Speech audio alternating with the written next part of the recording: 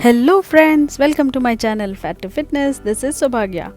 In today's workout series, we are doing single leg raises. Check it out.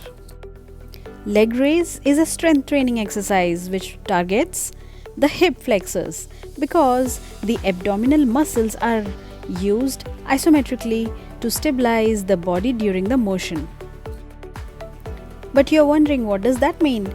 Which means it will not only work on your abdomen or abs area midsection, but it will also burn the fat on your lower body, your thighs, your hips, your abs, your lower section.